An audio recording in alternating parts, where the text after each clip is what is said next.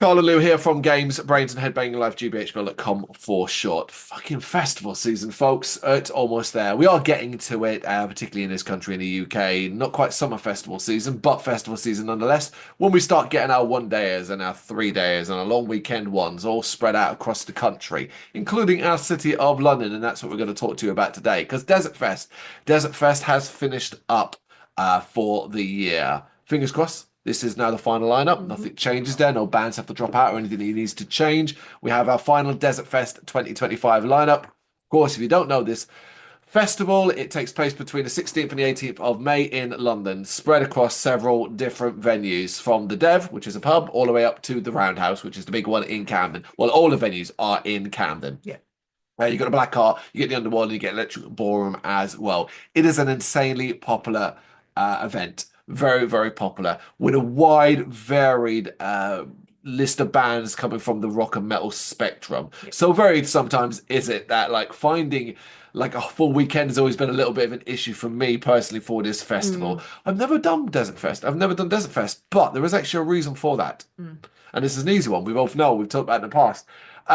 It comes so soon after Incineration Fest. Not like some years it's been like the week later. Yeah, And being a 3-dayer, it's made getting time off and money and cost and all of that just a little bit harder. Yeah. And this year it's a couple of weeks between. It's like maybe 2 weeks, I think, 2 weeks after Incineration Fest. there might have been some fault in that process. Hopefully. Like Maybe, yeah, thinking, like okay, there's quite a lot of crossover between people that want to go to Incineration and Desert Fest. 2 weekends in a row. Oh, there is. I think there's some, I wouldn't say quite a lot. They are two very different festivals. Incineration Fest does sit on the extreme side of things. Desert Fest has its own level of extreme in the sense that when you talk about progressive music and stoner rock and all of that, Yeah. it's got niche taste. 2 weekends in a trot is It's quite that. a lot. It's that. Yeah, because of course Incineration Fest takes place within Camden as well in a very similar thing, but over one day. But we are going to talk about this year's lineup because I am very, very interested in it. Certainly hoping to at least do a day. And we're going to go through each band on each stage across the entire weekend now that it's finished up. So, yeah, we start with a Friday because it begins on the Friday. We've got 4 venues available to you. We've got the Dev, the Black Heart, the Underworld, and Electric Ballroom. These are the venues, I guess, from Incineration fans' point of view, you should be very, very familiar with more than any other. Nice little circle of them. Very easy to get to. If you don't know what this experience is like, you basically get a wristband at the start of the day, and you can enter and exit any of the venues at any time, provided there's room.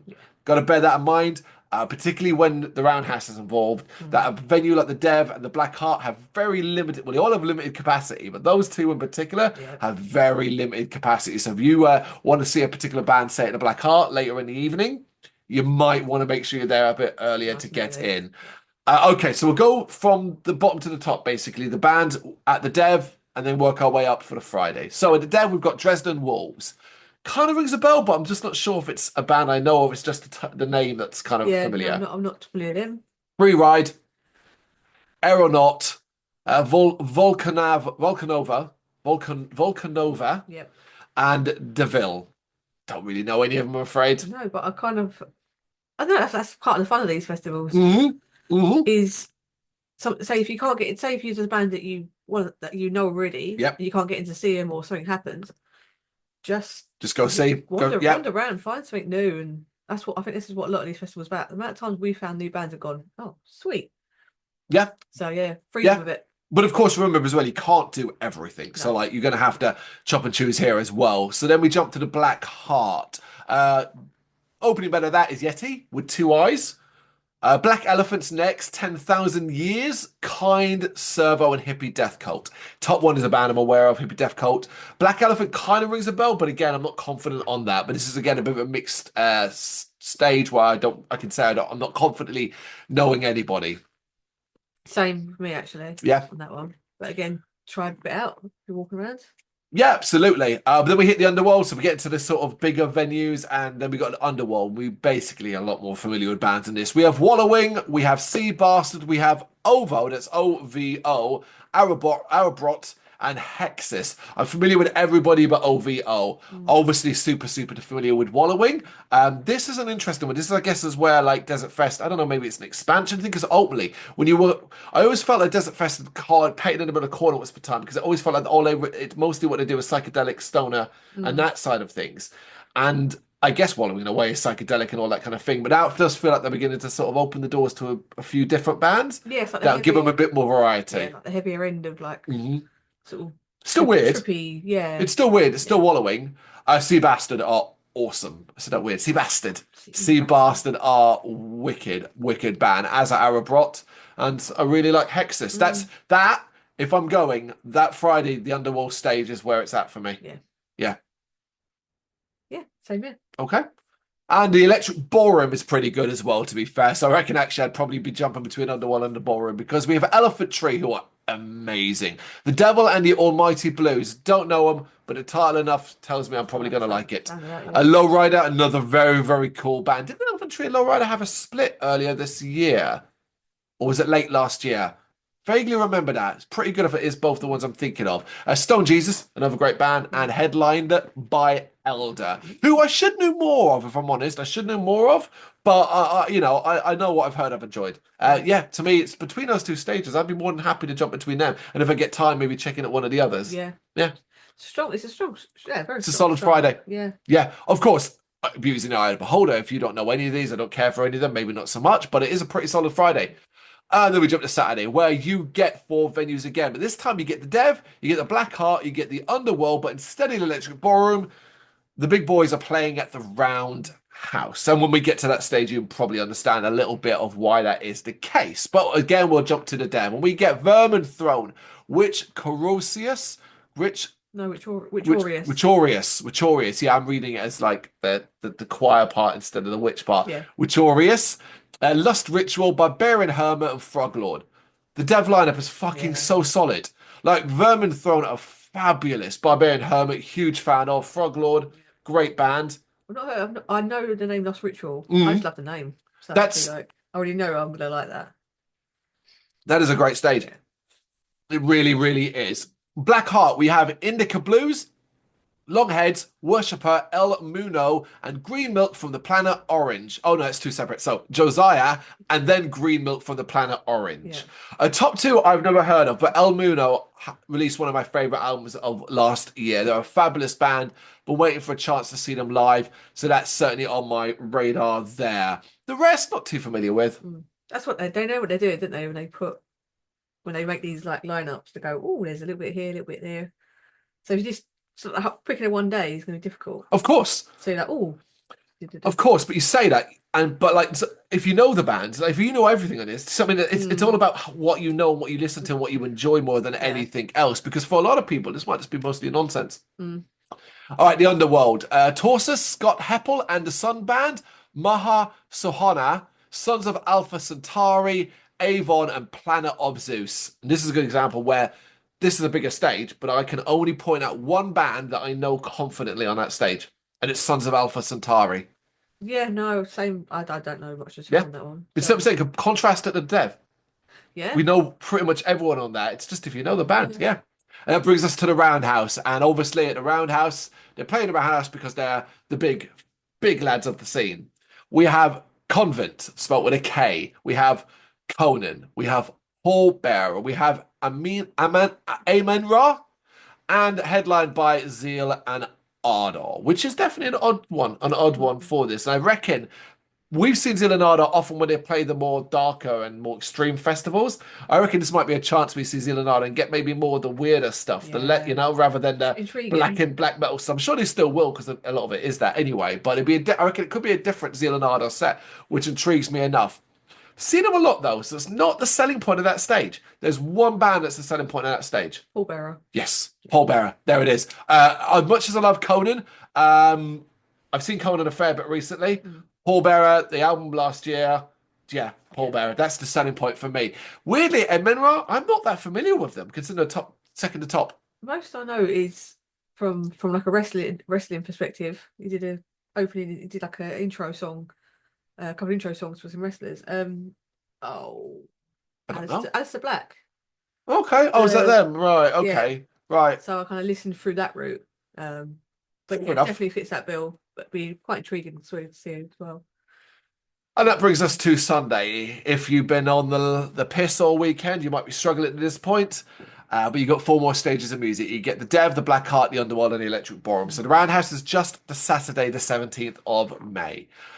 We start off another strong one in the Dev, personally. It's This Summit Fever, Slump, King Botfly, Black Willows, and the Hazy Tones. The first 2 bands are sellers for me. Yeah. The Summit Fever and Slump. I wouldn't mind seeing the Hazy Tones, but Slump and the Summit Fever, both great bands. Yeah, good way to start.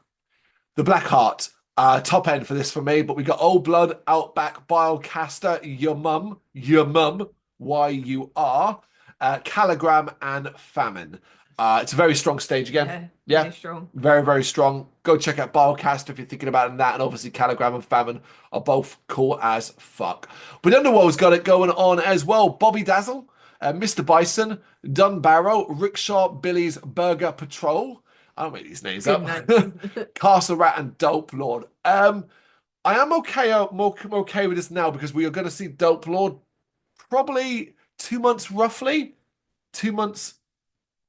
Dope Throne, not Dope Lord, Dope Throne. You're right. We're not seeing Dope Lord. It's like the same with like the acid thing. You have to kind of keep track of the acid bands you see. Yes. So yeah, Dope Lord. We're seeing Dope Throne in March, not Dope Lord. That makes sense. Yeah, why would we be seeing them a freaking March and then they're back again in May? Yeah. It wouldn't be quite that clever. But this is, I'm not too familiar with too many on this.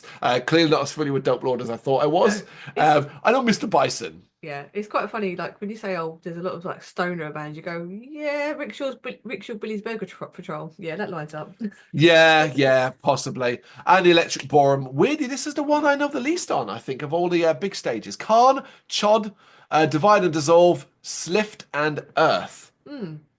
Not familiar with any of them. No. Even Earth, I'm like, I've heard the names. I've heard the name Slift just because it made me laugh because I like Slift.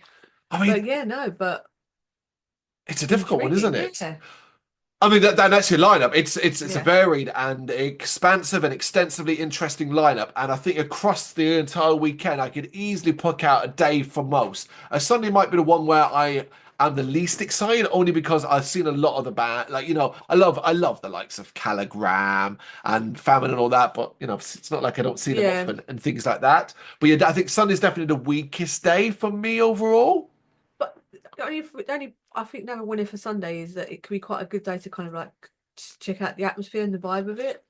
It's when I say weak, it's that whole thing only based off the bands. It's like I'd still be thoroughly enjoying myself, and it would be a chance to potentially check out bands I haven't seen before, rather than going away. But across the full weekend, I actually think it's a really, really strong line up. So we'll do what we always do. Let's do it by day. Actually, the top 3 bands for each day that you would want to see. Ooh. So starting with Friday, I am gonna go with Let me have a look. I am gonna go.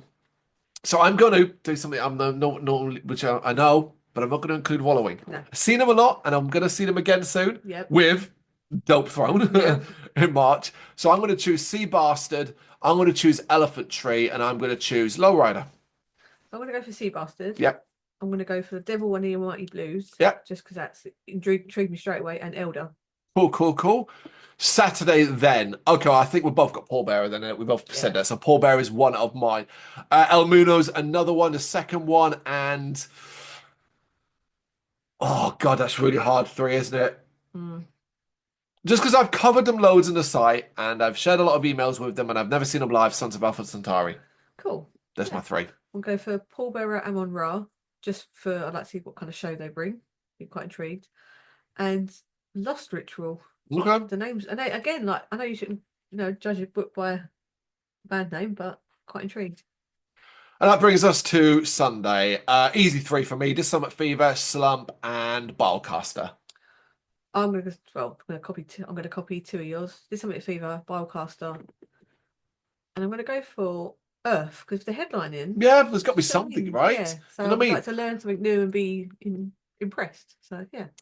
Absolutely. It is DesertFest. It does look really, really great. And it takes place between the 16th and 18th of May 2025 across several venues in Camden, London. Get them before they sell out, man. Basically, I suggest you do that. Don't sit and wait in them, even if you're thinking about day tickets. Get those weekend tickets. You can certainly have a damn good time with it. And hell, you're in London, in Camden. Even if you get bored of all the music, there's a lot you can do about the place. Yeah. What do you reckon? You got any thoughts on this lineup? You know what to do? Let us know in the comments. Thank you very much for watching. If you've enjoyed what you've seen, please consider hitting that like and subscribe button. It does help us out. You can find us at gbhbl.com and across all social media platforms. And if you really want to give us a bit of extra support, please consider buying us a cup of coffee over on our coffee page. Thank you.